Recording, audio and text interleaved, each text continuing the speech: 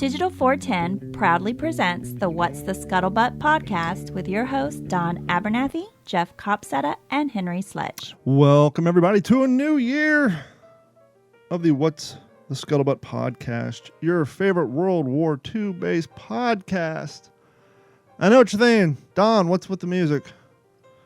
What's with the melodramatic piano music? Where's our beloved theme song that's been around for 5 years as of 2 days ago? That's right. January 7th, 2018 was when this show premiered, and we are now in the year number 5. And after all this time, why? Where'd the theme song go? Well, friends, good news, bad news. Good news is, thanks to you guys and all the people who support all of our videos and our fishing content and everything else on YouTube, we finally got to where we need to be for YouTube to start monetizing us. But before they do, they got to review our content. And boy, let me tell you, we've been getting a lot of copyright restrictions on our theme song. Damn lawyers. Now, when I worked in radio and we hired all these people, consultants, if you will, Facebook consultants and this and that, they would tell you that any song recorded prior to 1962 was not eligible for copyright. That's why a lot of these streaming radio stations who do a lot of talk, maybe sports, when they go to commercial, they might play a song and it's probably from prior 62. And that's why. Well, even though the song I used was recorded sometime in 1938, apparently the recording I used was a recording that was recorded of that recording that was done sometime in the probably mid-2000s. Thus, someone owns a copyright on it. So what does that mean? That means once we make it through the trial period, any potential revenue this podcast would build by streaming on YouTube, all that money would go to the people who own the copyright on that background song. So we love that theme song, but we don't love it that much. Yeah, we don't love it that much. But here's where the wiki gets stickit, or the sticky gets wicked, or however that's saying.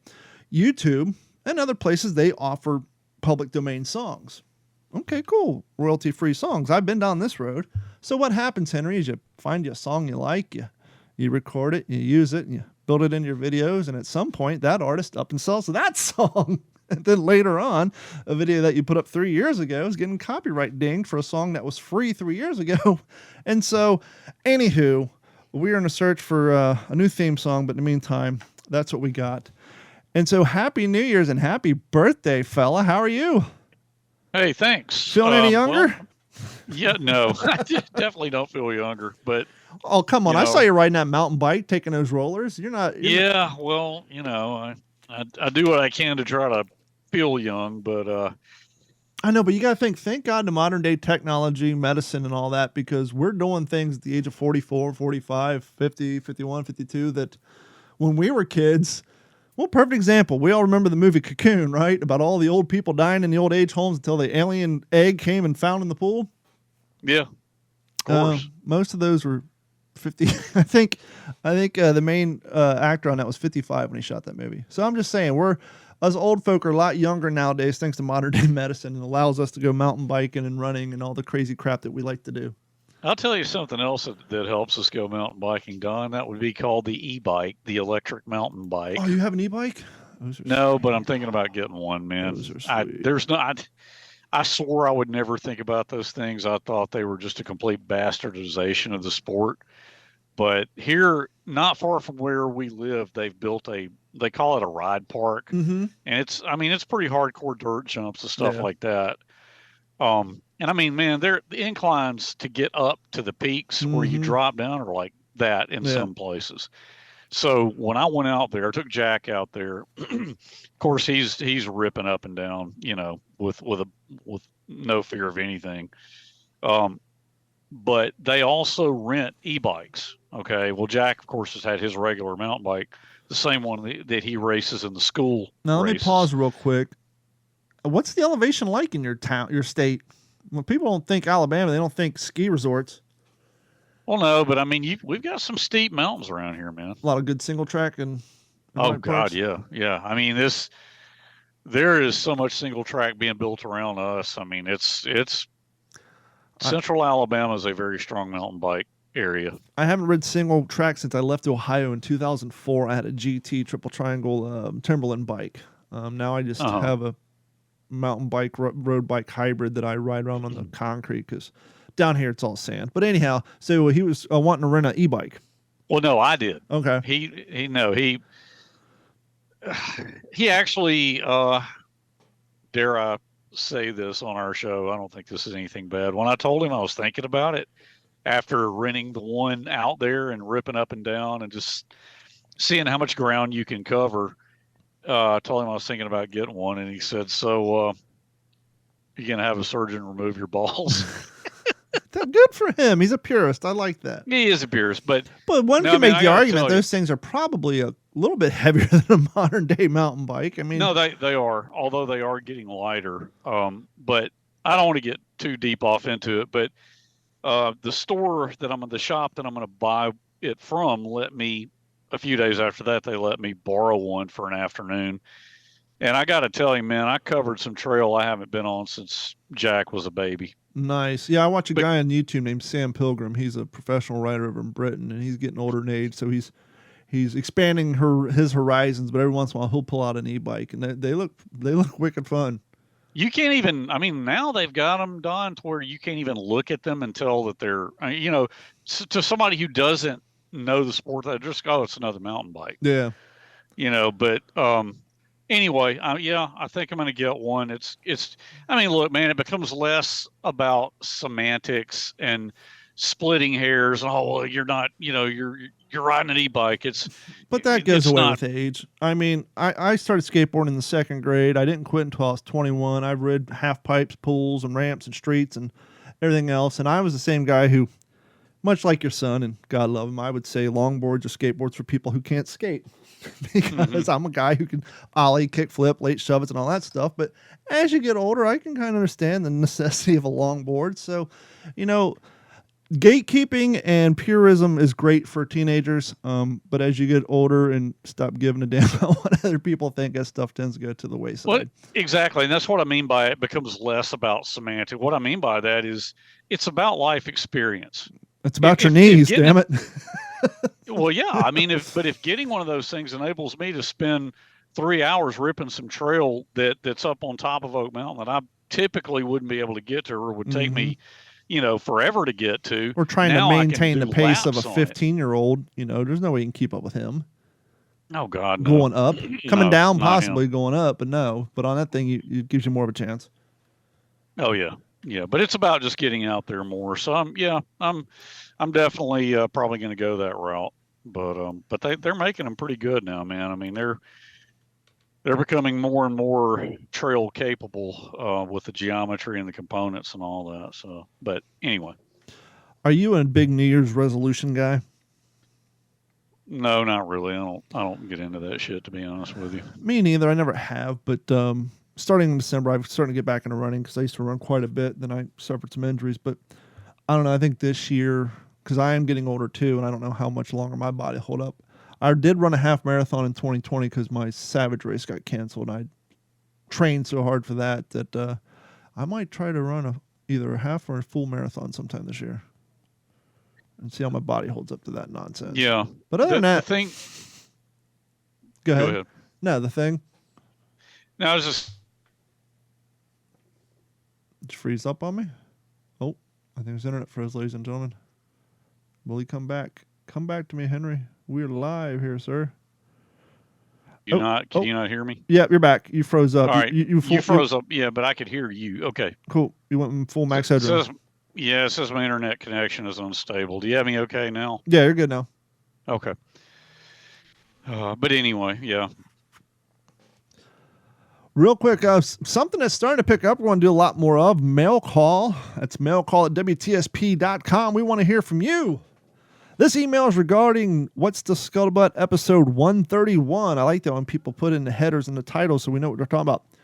Regarding the private archives of photographs of the attack and the aftermath of Pearl Harbor, if I understand correctly, my great-grandfather was on a seagoing tugboat during the attack on Pearl Harbor as a lifer in the U.S. Navy. Within days after the Pearl Harbor attack, he was part of the salvage operation to bring up the USS Ogola back to the surface with a large experimental bladder of air. His son, my grandfather, served on the original USS Essex during the Cold War. For all I know, my great-grandfather is somewhere in some of those pictures. if there is existing pictures of the USS Olga being resurfaced and salvaged. Our family from that side of the family, Our family from that side of the family is also related to the Hesse-Lewises. The Hesse-Lewis family dynasty, the family donated land that now makes it part of the perimeter of the current property of the U.S. Naval Academy at Annapolis. From a listener who goes by the name of Loudspeaker MC. The next email, someone sent to mailcall@wtspwwii-ep-137.com, and we want to hear from you. Reach out to us. Let us know what you want to hear. Maybe ideas on the show, thoughts, comments, complaints. We want to hear it all. Mailcall@wtspwwii-ep-137.com. Hey, guys. First, I want to let you know that I love your show. You fine gentlemen were my second most listened to podcast on Spotify this year. He didn't tell us who number 1 was, but that's all right. We'll take number 2. We're happy to take number 2. I've been putting this off long enough, but I want to give my thoughts about the movie Devotion. Like you guys, I know barely anything about the Korean War. I only found out about this movie through an interview with Glenn Powell, the gentleman who plays Tom Hudner. I originally wasn't going to go see the movie until I listened to your interview with Adam Makos. So I went out on the November 26th to go see it. Overall, I thought it was a good movie. The story seemed to have dragged in some spots, but it was awesome to see those Corsairs, planes flying, and how the fighter pilots did things back then before jet fighters took over. I did get emotional towards the end, and I found myself really compelled by Jesse Brown's story. Overall, I think it's a fine movie, and I hope we all get more Korean movies in the future, Korean War movies in the future. I wish you all a Merry Christmas and Happy New Year. I can't wait to see what you guys do on the next podcast. Sincerely, Joseph.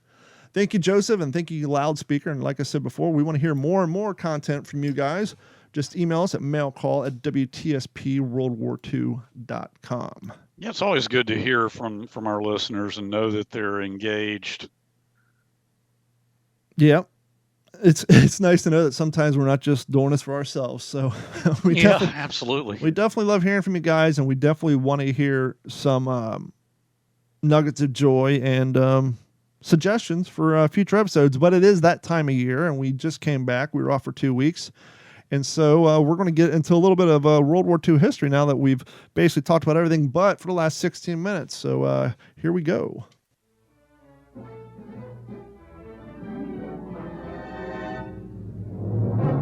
This film is being shown for the first time.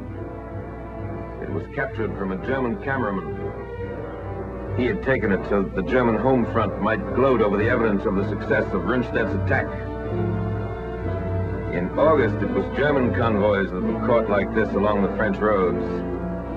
Now it was our convoys, ruined and burning where they'd been overrun. The sweat and iron of Detroit and Pittsburgh became the wreckage of Malmedy and Saint-Vite. We lost more than jeeps and half-tracks. We lost men, 78,000 in dead, wounded, and missing, unarmed and defenseless American prisoners. Comrades of these men fell to the machine guns of our enemies. 4 weeks later, their frozen bodies, hands and ankles bound, were found where they fell. These Belgian enemies of the Third Reich, too, were unarmed and defenseless. Men who had not retreated since their arrival in Europe plodded back along the mean roads of winter Belgium. Convoys of trucks streamed to the rear with supplies that had been painstakingly accumulated at forward dumps. Top counterattacks, huge new reserves of supplies are called for. Anti-aircraft guns were fired point blank as anti-tank guns until they were overrun.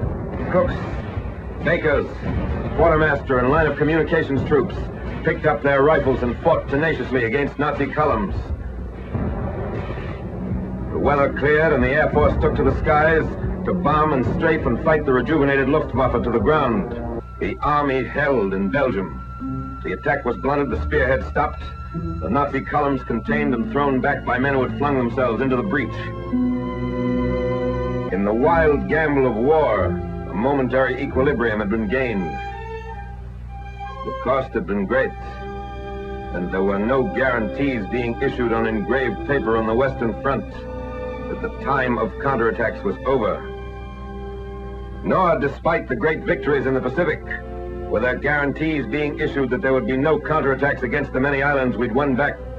In the general uncertainty of war, one fact remains certain. The enemy is always dangerous. The enemy does not slack off.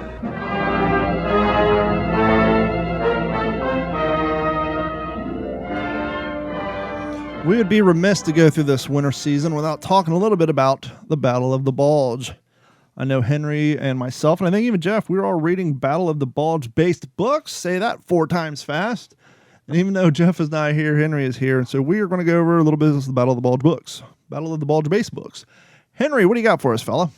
Well, I am currently reading, pretty close to finishing up, this book by Charles B. McDonald called Company Commander. This is actually one of the books that Jeff sent to me, and I know Donnie sent you a box with a gift and some books here several weeks ago. But when I saw this, I wanted to dig it out and read it as soon as I finished what I was reading right before this. But really compelling story. This guy, Charles McDonald, he actually ended up writing a book he became a historian after the war, among other things, but he wrote a book about Army operations in Europe. I believe the movie, and I think I've heard you pan this movie, Time for Trumpets. Haven't I heard you talk about that movie about the Battle of the Bulge, Time for Trumpets? Was that the one with Ethan? No, that was Time for Trumpets. I don't think I bagged it because I don't know if I've seen it. Well, Charles McDonald wrote the book that was based on. Okay. And if I've read it, it's been a long time ago, but he was in I Company 23rd Infantry, 2nd Infantry Division. Later, he was with G Company, 23rd Infantry, 2nd Infantry Division. 2nd Infantry Division is, of course, near and dear to my heart because my Uncle Edward, which, here a few weeks ago, I read one of his Bronze Star citations on the show. December 16th of December 15th, 1944, 741st Tank Battalion was trying to link up with 2nd Infantry Division in the Roshrath, Kringkelt, Wallerscheid area, which is the north shoulder of the Bulge, okay, sure, in the Ardennes. And that's when my Uncle Edward got his Bronze Star. But anything involving the 2nd Infantry Division, which the 741st Tank Battalion was attached to through most of the fighting in Europe in World War II, anything on the 2nd Division is really interesting to me. And so to read Charles McDonald's book has just been, it's been something I've found very interesting. Let me pause real quick because I was going to bring this up later and you should show me your book. What's the copyright on that book? It is that particular issue. What's the last copyright on it? The last copyright, because he wrote it right after the war. Can I guess? I'm going to say 1994. Say again? I'm going to say the last copyright was 1994. This copy, now this is a Bantam paperback, okay? Keep in mind, Bantam, these guys, a Bantam war book, they did one of my dad's book with the Olbrich, okay? This edition right here, copyright 1978. Okay. The only reason I bring it up is I think it's a little wider, but I'm reading right now Wing and a Prayer. It's one of the books Jeff sent me. Uh-huh. And it's the last copyrights in the 90s. And it has that weird, what I call the front pack size, meaning, it's kind of like it's smaller but thicker because they try to make the footprint smaller as if to shove it into the front pouch of your overly full backpack. And I didn't know if that book you're reading was the same because anytime I pick up that size book, it kind of throws me off at first, but then you get used to it. And I saw a lot of that size book and that shape book in the 90s, and I don't see it too much now. It's like in between, it's just this weird, they're real thick, but that's what my Wing of Prayer is, which is a real good book. Yeah, it's almost like they make them thicker. I think the first time I read Winds of War and War and Remembrance, they were the big ass. Oh, good God, yeah. But go ahead with your book. Yeah, man, the footprint of it is pretty small, but yeah, it's the same size as the Bantam edition of With the Old Breed. Okay. And I remember when that came out, but I've really enjoyed it. I'm pretty close to finishing it. But It's Army operations. I mean, obviously my heart is in the Pacific with my dad's involvement and all that, but I have no lack of interest in U.S. Army operations in Europe. Obviously the organic tie for me is my uncle being a tank platoon commander, but this memoir right here, and it was Charles McDonald's first book because he did write others, as I mentioned. It's a great microscopic look into being an infantry company commander fighting the Germans in World War II. Mm-hmm. Was there anything that came up in there that you hadn't really heard of or gone over before, as far as the subject of Battle of the Bulge? As far as Battle of the Bulge, man, I mean, they were, as we talked about earlier, I mean, the 2nd Division got in on the North Shoulder pretty early on. I mean, they were at the broken end of the bottle, man. I mean, because, when you, being fans of Band of Brothers, as we are naturally, and knowing that miniseries and becoming so intimately familiar with both the miniseries and Stephen Ambrose's book, Bastogne has kind of become an easy company, 101st, 506 sort of realm. Exactly. It's, Battle of the Bulge, Bastogne. And kind of unfair to the Army. If that's the only thing you know about the Battle of the Bulge is, well, the 101st 506 came in to rescue the cowardice retreating Army, because, it was, they say in the book and in the, it was weird for us to see, and we were very disappointed to see the Army retreating as they did and as we're going the opposite direction. But after you start reading books like the one you're reading and the one I'm reading, and you understood what the hell happened before the 506 showed up, even in that area, you can understand why those guys were retreating in the manner in which they were. Oh, absolutely. And I would even go further and say that when you really, I mean, I've read more about the North Shoulder because of 741st Tank Battalion and Wallerscheid and Krinkelt and Rotrath and all that, Elsenborn Ridge, Monschau. That is really, if you really start peeling the layers back, I would say that the North Shoulder is just where so much of the crucial action occurred. Yep, I would agree. Was there I think you said there was a segment or a clip out there you wanted to read? Man, I was thinking of just picking some random stuff out of here because and I didn't have time because of being so busy at work today and then having to do stuff when I got home. I didn't have things pre-marked.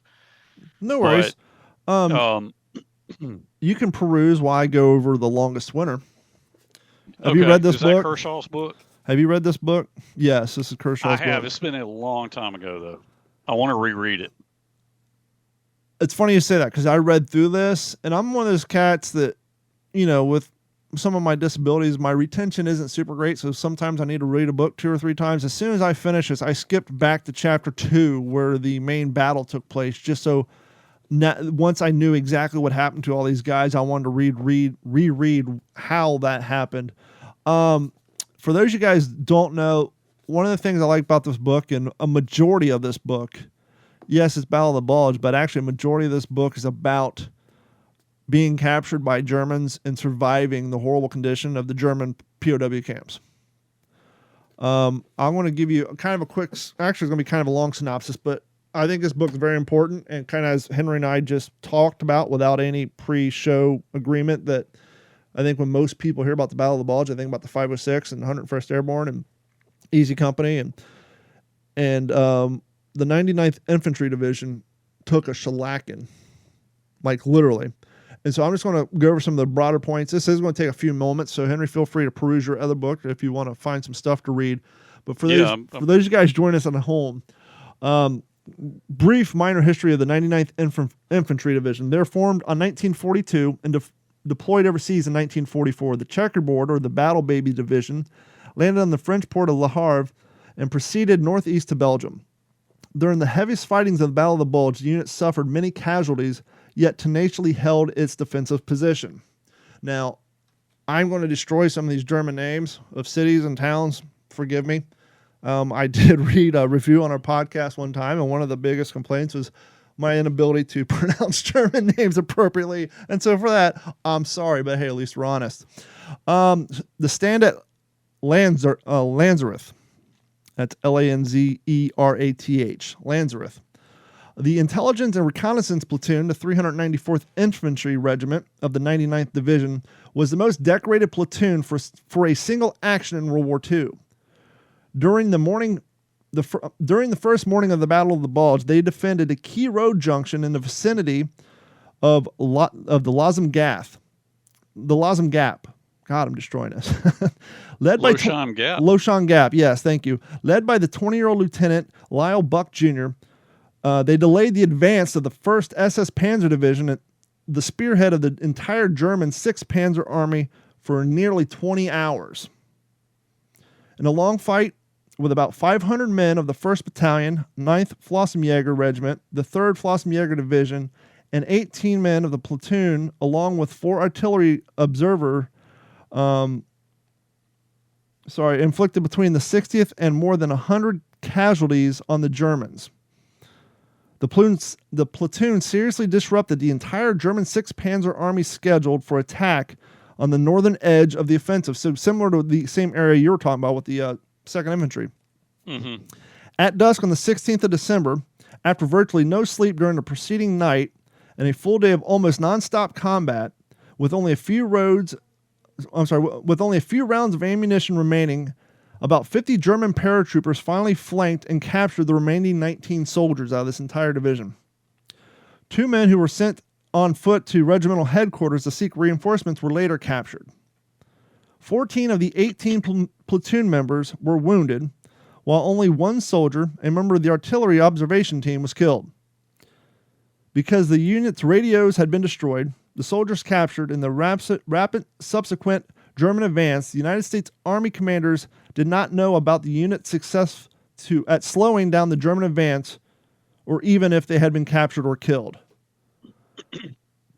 The platoon members were not recognized for the courageous deeds for 37 years. On the 25th of October, 1981, the entire platoon was recognized with a Presidential Unit of Citation. Every member of the platoon was decorated which included the Distinguished Service Cross, 5 Silver Stars, and 10 Bronze Stars with a V designation signifying awards of valor in combat.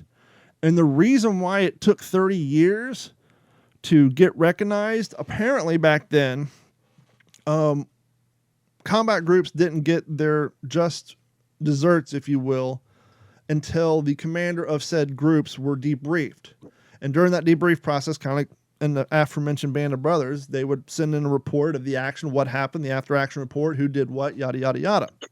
Well, because just about everybody in this division and platoons were decimated and or captured, the lead commander, who was also captured, was in such bad shape after surviving like 4 months in prison camps that he was damn near dead when they liberated his camp, that one of his friends, who was also a higher up, basically put him in a Jeep and drove him straight to the hospital, thus bypassing the whole debriefing and checking out when they basically cataloged and inventoried the prison camps, and they basically checked each person out, got their ranks, their stories, debriefed them, yada, yada, yada.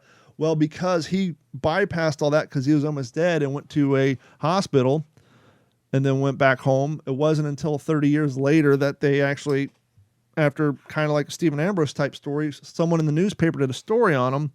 Mm-hmm. And then people started looking around saying, well, wait a minute. And more veterans, more and more of the guys who were there started coming out and telling their story, that it wasn't until later, 30 years later, that they were able to get their service crosses.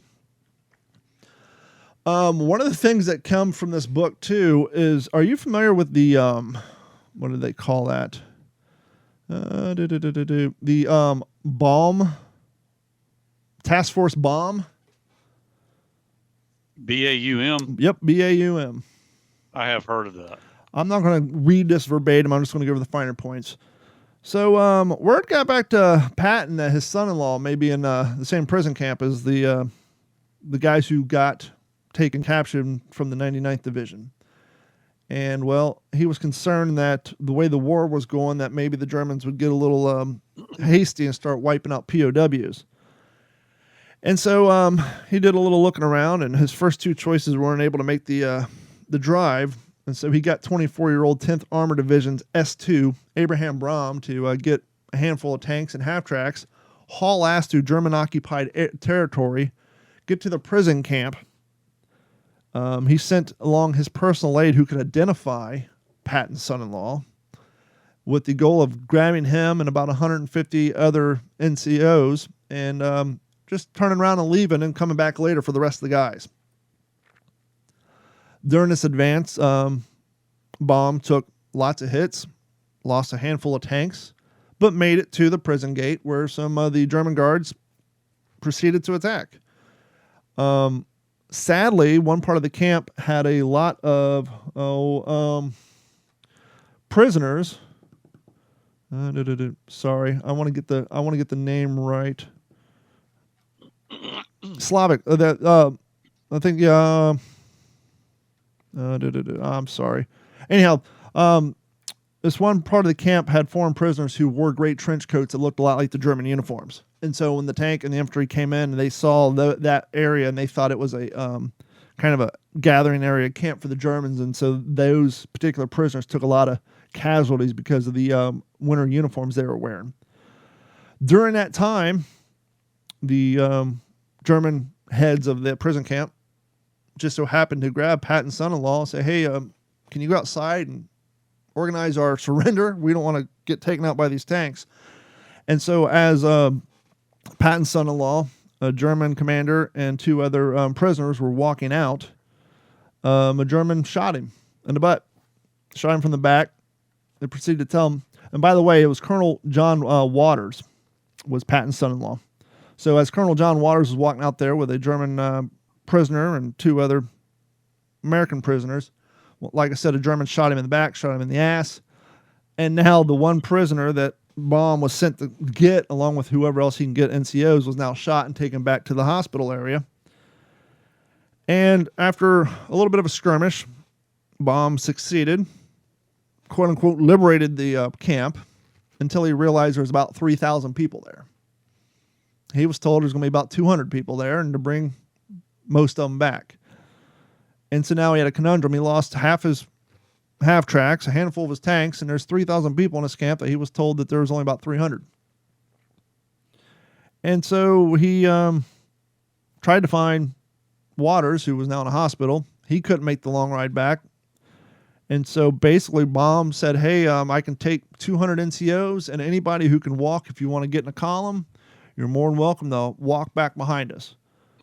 Well, you're in German-occupied territory. You got a handful of tanks and a few half-tracks and a bunch of POWs stacked up on top of them. The task force left the camp at 8 p.m. local time to cross back across the German lines. By then, future complications had surfaced. There was no moon, and so they had to... So only artificial light could be used for navigation, which could be spotted easily by the growing number of German troops in the area. Only one reconnaissance jeep was able to scout ahead of the column to find the escape route. Sometimes the tanks had to be turned off internally to avoid detection by the growing number of Germans walking around. So yeah, in the book, they're talking about how they literally had to cut all the motors of all the jeeps, all the half-tracks, all the tanks, and wait for these huge columns of Germans to march by in the distance and pray that they didn't, the engines weren't heard. Nearing Hollerich, in the black of night, Task Force Baum encountered a German ambush laid by veteran soldiers of the German Infantry Combat School of Hammelburg, nearly 100 NCOs and officers in training. The first tank was hit by a German Panzerfaust, abandoned, and then was captured. The remnants of the task force regrouped again after pulling back to a quiet area near Hill 427 in the early morning hours. Without enough fuel to make it back across the lines by now, the task force waited for daylight travel with visibility to maximize the distance they could hit without stopping. Let's see. One of the colonels who was a prisoner in the camp who went along with the tanks, his name was Colonel Goody, knowing most of the men would be unable to travel across the line of their own free will, advised most of the walking wounded that they should head back to the prison camp of Oflag, O-F-L-A-G, Oflag. Offlog. See, I told you I'd destroy these. Colonel Goody himself decided not to slow the rest of the tank force down and began the march back under a white flag. Baum gave the order to move out shortly after dawn at March 28th. Just as the column started up, they immediately came under fire from all directions. So at night, the Germans knew they were there, and they basically zeroed in all their mortars, all their anti-tank, as the clip said at the beginning. Pre-registered. They just pre-registered anything, and as soon as the light came up, and as soon as they sparked the engines on those Jeeps and the tanks, they just laid in on them. As I just said, Germans have surrounded the hill during the night, opened fire at the first sign of mobilization, knowing that there was no way to fend off the attack. Baum ordered every man for himself. The battle lasted a mere 5 to 10 minutes before the survivors who hadn't escaped into the woods were lined up as fresh POWs. Baum managed to escape with 2 soldiers into the nearby woods, and as did a number of other American POWs from the camp. Baum was Jewish and discarded his dog tags, believing he would be shot on sight if he was identified. Basically, what came down of it is the scuttlebutt was that Patton promised Baum a Medal of Honor if he was able to get in there and get those guys out. But with Medal of Honors come investigations. And after this rescue plan was so badly foiled and the amount of tanks and half-tracks and personnel lost, not to mention the amount of POWs killed in the rescue attempt, the whole thing kind of just, looked bad for Patton. And so instead of pushing through the Medal of Honor and the investigation, he merely personally presented Baum with the Distinguished Medal, the Service Cross, and just kind of swept it under the rug. And that's also why, a lot of the 99th didn't get any recognition until 30 years later, because they're in a prison camp. There was a foiled top-secret attempt to rescue them because Patton's son-in-law was there. The lead commander was so sick and malnourished by the time he left, he lost 60 pounds. He was damn near dead when they liberated him. He got put into a Jeep and rushed off, as I said earlier. And so no final debriefing of any of the action that these guys took were ever documented until close to 30 years later. Wow. And that's just a brief nugget. So if you guys want a firsthand account, a better account than my horrible retelling of the accounts of what it's like to survive, not one, but every time they got to a prison camp, a few months later, a few weeks later, they'd be put back on those trains, the 48 and 8s they called them, and then schlepped down to another one. Yeah, 40 and 8s. 40 men or 8 horses. Yeah. Now, I don't know why I get a kick out of this stuff, but I do. So I'm reading this book, and as some of you all know, I live in Southwest Florida. And in Southwest Florida, where I live in Cape Coral. Across the river from Cape Coral is Fort Myers, and to the north of Fort Myers, actually to the south of Fort Myers, is Lehigh Acres. Actually, be southeast. Actually, I guess Lehigh's technically kind of in between Cape Coral and Fort Myers. The reason I bring that up is I'm looking through this book, and as most of these books do, they have a couple pages of some photographs that were submitted by the author, the family, some museums who had information on the tale. And I'm going through this book, and I doubt you guys will be able to see it because of the glossiness, but there are some hand-drawn pictures of the inside of the prison camps. And there's one on the bottom. It shows the corridor. You got a set of bunk beds here, 4 beds at the bottom, 4 beds at the top, simply plywood nailed together, 2x4s. Same thing. The caption says, "Sketches of a typical Stalag POW camp, drawings by Robert Neary, Lehigh Acres, Florida. Courtesy Dauntless, published by Taylor Publishing Company, 1994. So it's kind of cool to think that this guy survived this prison camp just to move to the town where I'm at now in 1994. And then even though they misspelled it in the back, they're talking about it during the award ceremonies and all that. Let's see here. Bill Slapp had retired from the U.S. Army only 13 years before having ended his military service as a sergeant major. With enormous pride, he now stood in his uniform once more, this time surrounded by his family in a hotel foyer in Maryland. They're headed to Fort Myers and to a special award ceremony attended by the Army Secretary John O. Marsh, Jr. So there's 2 references to my town in this book, which I thought It's one of those small world type things again. But yeah, who would have expected that? But truly, if you guys want some information about the Battle of the Bulge, check out The Longest Winter. And I think Jeff even said he was getting ready to start reading this book as well. So it'd be interesting to get his take on that when he comes back from the show. And real quick, just from that failed mission, Task Force Bomb, they left with 11 officers and 303 men, 16 tanks, 28 half-tracks, and 13 other vehicles. 32 people were killed, 256 wounded, missing, and were captured. All tanks and vehicles were destroyed. And now you know why Patton kind of covered it up, because that was like his biggest loss in combat of any group that he ever sent out. He lost 16 tanks, 28 half-tracks, and 13 other vehicles completely. None of them came back. 256 wounded and missing or captured out of 303. Well, so out of 314 people. That's a tremendous failure of a recovery mission. Yeah, no kidding.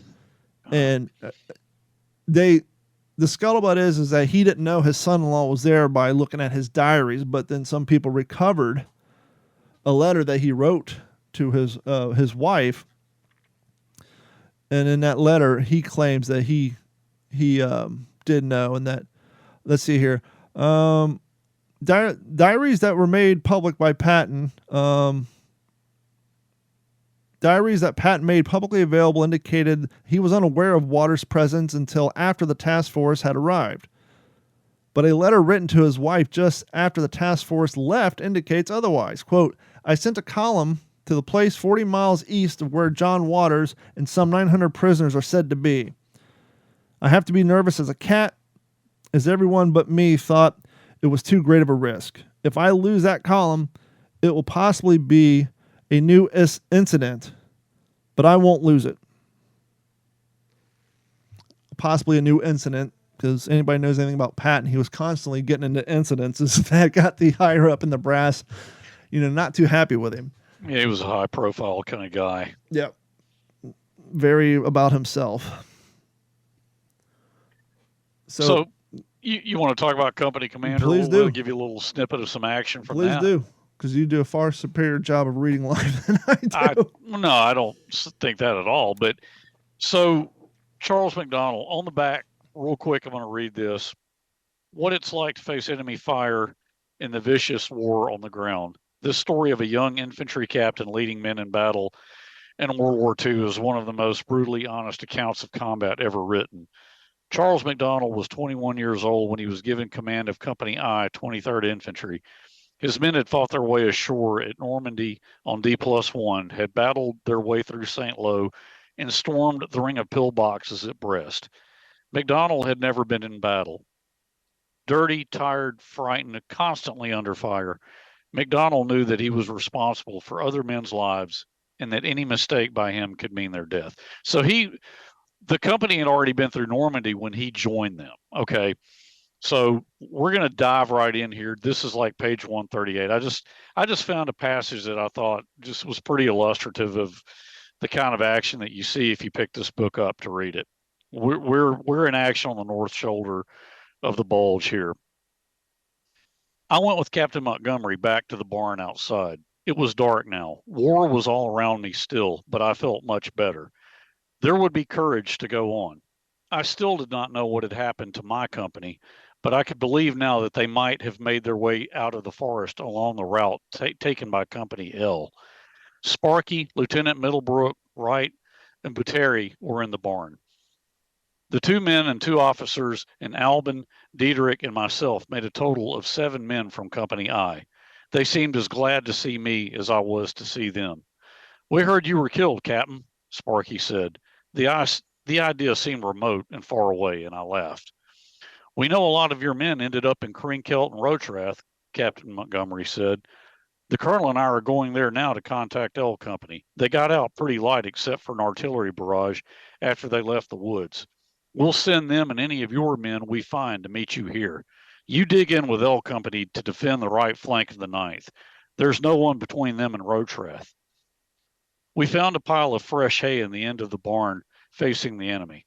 I dug out an armful and spread it in a rear corner of the barn. I was cold. My clothes were soaked and my feet were drenched, but I pulled a portion of the hay over me and drifted off into a sleep of utter exhaustion. Just a couple more paragraphs on this passage. It was neither the sound of the tanks firing, nor the artillery exploding, nor the staccato chant of automatic weapons that woke me. I seemed to hear them somewhere in the background, but my fatigued body did not respond. Someone was shaking me. Wake up, Captain. Wake up. The sons of bitches have hit us again. They're all over the goddamn place. I jumped to my feet. The sound of battle in my ears was real now, and I could see the flash of tracer bullets as they passed the open door. Where's L Company? I asked. They didn't get here, the soldier answered, and I could not make out who he was in the darkness. The others are gone. We better get the hell out. With that, he was gone from the barn. I did not think to pick up my carbine. I looked toward the forward end of the barn where the hay had been stored. A tank was firing point blank into the barn. The dry hay was a mass of flame. I ran from the barn. The surrounding area was lit up from the flames and the paths of thousands of fiery tracer bullets. I saw a soldier silhouetted against the tracers throw a can of gasoline at a tank. The tank burst into flame. So it's a pretty good action. And I mean, it just goes on and on like this. I mean, like I said, man, North Shoulder of the Bulge, and especially the 2nd Division, and they certainly were by no means the only one. I mean, you had the 106th Division, which was largely taken prisoner, I think, in the Monshell Forest. But really heavy action, really intense stuff. And he talks a lot about fighting with tanks, which obviously interests me hugely because I'm thinking, my uncle was somewhere in the midst of all that. In the longest winter, as I was talking about the prison POW camps, not only do you get the firsthand account of Lyle Buck Jr. and some of these other guys who went in relatively unscathed, but then you had guys like Private Bill James who, during the battle that resulted in them getting captured, he took a PPSH burp gun to the face. Lyle Buck Jr. kind of felt responsible because as the gun kind of peeked into their shelter door, he grabbed the barrel of it and pushed it away, and that's how Private Bill James got shot in the face, and he got shot in the mouth. And so he was taken prisoner, got no medical attention, and he talks about how his front teeth were embedded into the top of his mouth because once again he got shot in the face with a PPSH, or burp gun, if you will. And they're talking about how they were captured. They were taken to this post office or the store where the German command was trying to get things done, and how they laid on that floor for 2 days, and how they were put on trains, and him being shot in the face and his teeth in his mouth, and another guy who got shot. And so even the guys who got shot didn't get any real medical attention until weeks and days on the trains. They're talking about how they were in those train cars. They actually went to pulled up in front of Auschwitz, sat in the train car for 2 days before they got moved out. Never let off the train. Talking about the horrible conditions on the train. They go over a lot of detail about the food they were and weren't fed. Many of the stories we've heard before about how the German command would get the first aid, because Geneva Convention hypothetically states that POWs were to get Red Cross care packages. Sure. Red Cross sends care packages. You distribute them, but as one can imagine, when you've got a military that doesn't have the ability to feed their own troops, those troops are going to go through the care package first, take what they want, and then give what's left. And POWs are not going to be a priority. And we know how Germans back then cared for prisoners. They really didn't. And so a lot of those guys ended up starving to death or making it through. And after the war, they're talking about how their muscles atrophied. And one of the descriptions was when even after they got liberated, went through the hospital, got on their dietary regiment, because as we learned from Band of Brothers, you just can't eat, your stomach will blow up, so they have to slowly. But one of the descriptions, one of the guys explained, is he walked out of the hospital in his meat suit because his skin was just even after he was quote unquote back to health, his skin was just hanging off his body because he had no muscle tone left. He was just and how they suffered for years with hepatitis and meningitis and all the horrible itises that come from malnutrition and eating horrible things, and just the bad shape these guys were in for years and years and years. And so, it was debilitating effects for the rest of their lives in some cases. And I mean, we're doing a German European bulge thing here tonight. Yeah, sure. But I mean, as bad as what that was, Don, think about, it's you can't get away from the fact that those guys had it better than the prisoners of the Japanese. Mm-hmm. Oh yeah. But that's that's a conversation for another show right there. But oh, absolutely. But yeah, so if you want a good first-hand account on Battle of the Bulge, it has nothing to do with the Airborne Division. Read The Longest Winter and the book that Henry was going over. It was The Commander? Or the Company Commander. Company Commander. By Charles B. McDonald. By Charles B. McDonald. So you learn a lot about the 2nd Infantry as well as the 99th Division and the sacrifices that those guys definitely made. I will say, I don't, kind of been doing a long version of what we've been reading, but I'm now reading that Wing and a Prayer. That is a good book. Who wrote that? Oh, crap. You asked me. Crosby. Navigator Crosby. Wing and a Prayer. Crosby. Wing and a Prayer. The Bloody 100th Bomb Group by... Did you say Harry Crosby? Harry H. Crosby. Yep, that's who wrote it. Okay. Familiar with him? Yeah, I have heard of him. It's written from his person, and it's cool because he talks about how he kind of went from being a navigator stuck in rear end Charlie, as you're familiar with the vernacular. That's the guy stuck in the back of the flight group. Tail end Charlie, right? Tail end Charlie, and basically his job then was to use a gun that had about a 10-degree angle that you really couldn't shoot anything with, and to log entries. Mm-hmm. At this time, we passed over here. At this time, so-and-so got shot down. To one day getting woke up to go on a training flight with the lead.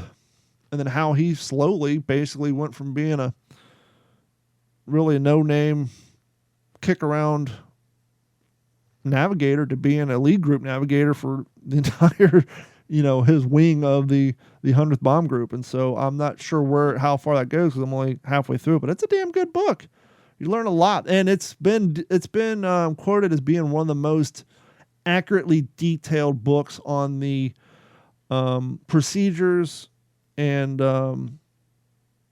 all over being of B-17s in flight. I mean, he goes through everything. It's one of the most detailed books as far as navigating, even what the pilots do. It's as someone who's that's the stuff, right? That's the stuff that guys like you and Jeff and I love. I mean, I don't just want to hear the emotional stuff. I mean, the visceral stuff, the humanity and all that, and that's important. And those are certainly crucial elements of any good war memoir. But man, I want to hear about the guy talking about strapping into his flight gear. I want to hear about him strapping into the cockpit. What his routine was, what switches did he throw first, talking about the checklist and all that. I mean, those really just ground level detail. I mean, guys like us love that stuff. And he was talking about, he flew on one of the other planes. The guy who ended up writing 12 O'Clock High. He talking about him being in his flight group and all that stuff, and great detail. He kept such great notes. He could tell you what day, like for example, I've said before, I'm not really into the Air Corps stuff. I am now. I never knew about the high squadron, the low squadron, the medium squadron, right, and all the different. I didn't know that it was basically one guy's job to rendezvous, like the lead navigator in the middle flight. His job was to get his flight group to a rendezvous point at the right time as the high squadron and the low squadron. And it was basically come down to one guy with one guy in reserve to make all that shit happen. Yeah. Think of the level of responsibility on that guy. On like a 22-year-old. Yeah. And the movie with Gregory Peck, which we love, 12 O'Clock High, and that when he, when Savage goes down there to see what Keith Davenport and try to figure out why they had such a bad bomb run that day. And it turned, they bring the young guy in who's a navigator and he missed a checkpoint.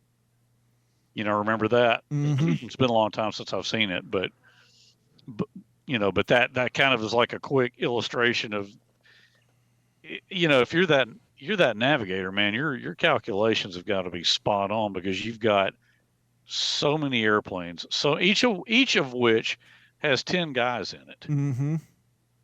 and they're riding on your call, mm-hmm. and your queue, and you've got to be on it. In this book, you really realize the division of labor as far as, okay, what exactly the navigator is responsible for, what exactly the bombardier is responsible for, actually him controlling the plane from, so far out to the bombs are dropped and the pilot hands that over. I didn't know LeMay was one of the only CEO, the commanding officers who was trained as a pilot, a navigator, and a bombardier. There's a lot of stuff about LeMay in that book. About him knowing, because Crosby was talking about, he was brought to this meeting, and LeMay asked him, said, what happened on this bomb run? Why did it fail? And he said, I don't know. I wasn't, I wasn't on that run, or I was I wasn't in his position. And LeMay asked one of the commanders, well, what's he doing in here? He's like, well, actually, he's flying these now, and he's responsible for this one mission that they had a great turnaround for. I forget the name of it. And LeMay's like, oh, you must be Crosby. And basically what LeMay was trying to get the pilots to admit to was that the reason some of these bomb runs failed so horribly is that these higher commands, I guess, and you know this better than I do, a wing command, who basically the commander over that whole particular wing would fly in the co-pilot seat of the lead plane. Co-pilot's kicked in the back. And a lot of these guys were, more concerned about themselves in the mission. And so when the bombardier is trying to navigate the plane to drop the bomb, these high command guys would get nervous and just steal the aileron and fly the plane out of danger. And that would cause a lot of these missions to fail. And LeMay was kind of trying to get them to admit it without them realizing, like Crosby was the only one to realize, because he's like, oh, LeMay was trained as a bombardier. He knows that the bombardier is controlling for X amount, and he was also trained as a navigator, so he knows. And so because of his training, he was able to look at logs and look at bomb runs and figure out who was responsible for things going awry, because the way the plane either moved or navigated, he could tell, well, that wasn't done by the bombardier when he was in control, and that wasn't done by the navigator by his logs. It was over jumpy pilots, over jumpy wing commanders and all that. When we had James Scott on the show several months ago, didn't he talk about that? Because obviously he's done a lot of research on LeMay. He probably did. I seem to recall something about that. Yeah, and so I'm sure there's more on LeMay in there too, but that's a great book, especially if you're like me, don't know a whole lot about the Air Corps, and you want to jump into it. A lot of action, a lot of missions, and very interesting stuff there. So that's what I've been reading after finishing The Longest Winter. But and you're still now. What book do you have lined up next? I am either going to dive into my buddy James Holland's book, Big Week, about the huge bomber offensive in February of 43, I believe it was. It may have been 44. But it's called Big Week. It's an in-depth look at that major B-17, well, not just B-17s, but major heavy bomber offensive against Germany. Or the other book I may read, Don, is our buddy Jared Frederick's book, Hang Tough. Yeah, that's a great book. If I don't, I'm going to do those two books. I'm not sure which order. I still need to get his Spears book. I got Hang Tough. I read it. That's a good read. You'll really enjoy that. The nice thing about Hang Tough, if you guys are Band of Brothers, Dick Winters fans, you want to get Hang Tough because there's a lot of unpublished stuff in there, because basically the book is based around letters that Dick Winters wrote to a pen pal that was previously unpublished in any real format. And so you learn more about Dick Winters as a person, as a leader, and as a up to a certain point he becomes a major, but through his promotions and his time in service, how he felt about gold bricks, how he felt about people who didn't want to do their jobs, how he felt about certain other branches of the military, how he could be a little straightforward and somewhat stern with other people. You really learn a lot about the man, and there's some great photos and great letters in there. So definitely check out Hang Tough. That is a definite add to your Band of Brothers collection or your Dick Winters collection. So that's, and Don, the thing about Hang Tough that is so compelling for me, Obviously, our buddy Jared wrote it, Mm-hmm. but the project I'm working on myself. Hang Tough, you have some original source material that's never been seen. Mm-hmm. And then Jared's adding his voice as connective interstitial tissue, if you will. Sure. To create a cohesive narrative. I think you'll get a lot out of that book. I think you will personally get a lot out of that book with what you're working on. Exactly. So that the formatting and just the way he does it is very compelling to me. I mean, obviously anything about Easy Company, you've got me right there, but the way that book is done, the format, the general approach to it is going to be really interesting for me. And the other thing I like, because Jared and I actually talked about this on the phone one night, I like for Dick Winter's letters, he uses that old typeface. Yep.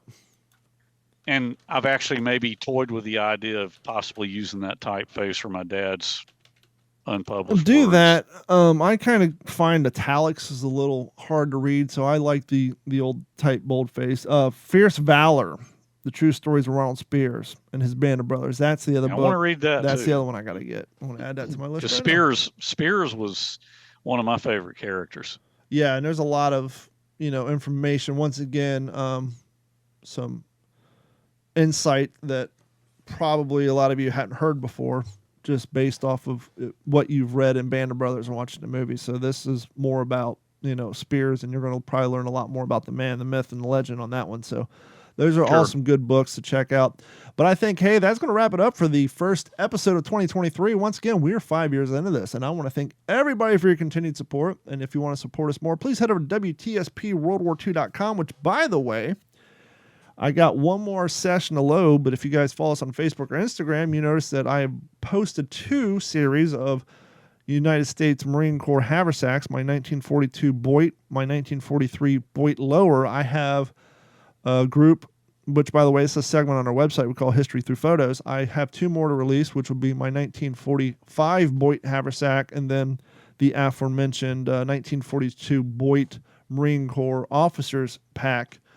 And what I think is interesting about these, like, well, who cares about 3 different years worth of haversacks? Well, the interesting thing is, as historians, it's important to know about the war effort, materials, and lack thereof. And I don't own one yet. Maybe I will. But the early 1941 haversacks, the buckles were actually riveted on instead of sewn on. So the very original version was riveted on. And then when you go to the 42, when supplies start to get shorter, what I'm getting at is if you actually look at the different ways the packs were made, how they're cut, you can see how we were cutting back on material. By the end of the war, the haversack was literally a potato sack that they just folded over. It didn't have the nice flaps, the nice cut.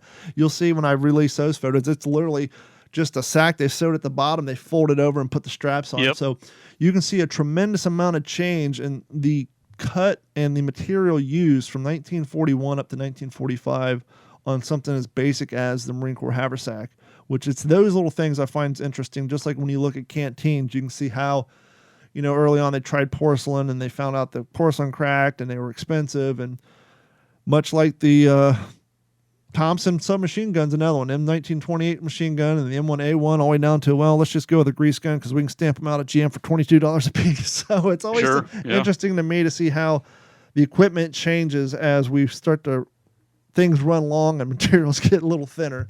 So head over to wtspwwii-ep-137.com and look at the History Through Photos. You can see some cool stuff there. And while you're there, click on that Patreon link, sign up, subscribe. We got 3 plans. One's $1 a month, the other one's $3.50 a month, and the other one's $7.50 a month. We'll be happy if you sign up for the $1 a month plan. It goes a long way to support what we do here. And if, I know with inflation being what it is, you can't afford to sign up for Patreon. Just, things are too tight. I completely understand. And the way you can support our show without costing a dime, quarter, nickel, or penny is just to share us. Post us on Facebook, send us to a friend who has an interest in, the history, and just, word of mouth goes a long way, and that's the best way to build an audience. So I just want to thank everybody, for myself, Henry Sledge, and Jeff Copsetta, who should be back hopefully next week.